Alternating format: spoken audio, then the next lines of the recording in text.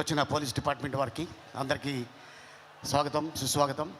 అలాగే ఇందాక ఈ వేదిక మీద అద్దిరిపోయే డ్యాన్స్ చేశారు. కళన్నా కళాకారులన్నా చాలా ప్రేమించే జిల్లా ఒకటి ఉందంటే అది విశాఖ జిల్లా.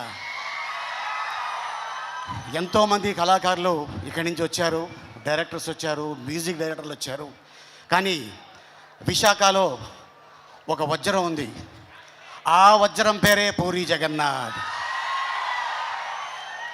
నాకు హాలీవుడ్లో ర్యాంబో తెలుసు, ఇక్కడ టాలీవుడ్లో మా ర్యాపో తెలుసు. ఈ సినిమాలో తను పడిన కష్టం అట్టా ఇట్టా కాదు. సాంగ్ షూటింగ్కి వెళ్ళా ఒకరోజు చూద్దామని సెట్కి.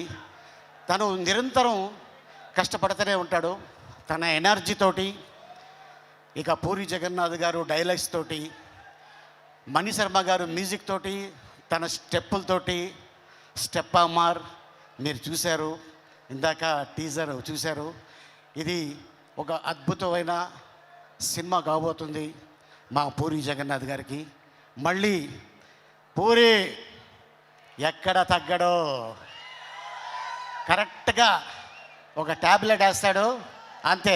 ఆ ట్యాబ్లెటు రేపు 15వ తారీఖు రెడీగా ఉంది.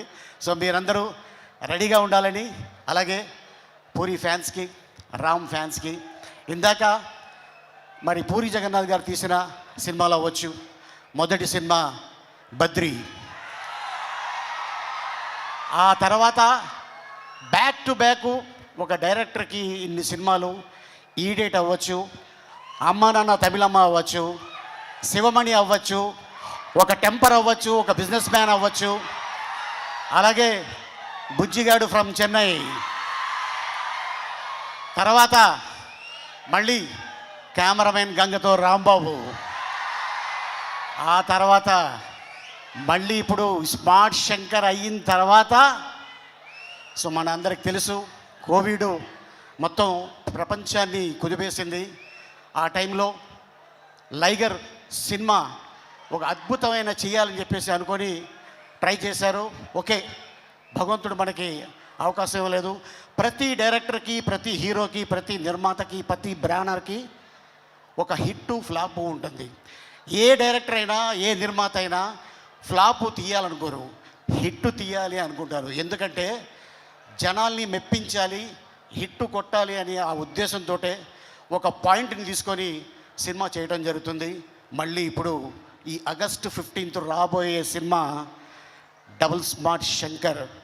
ఇక మా ర్యాపో థియేటర్కి పట్టిన తుప్పిని వదిలిపెట్టడానికి 15వ తారీఖు వస్తున్నాడు. సో మీరందరూ రెడీగా ఉండండి. అలాగే ఇక మా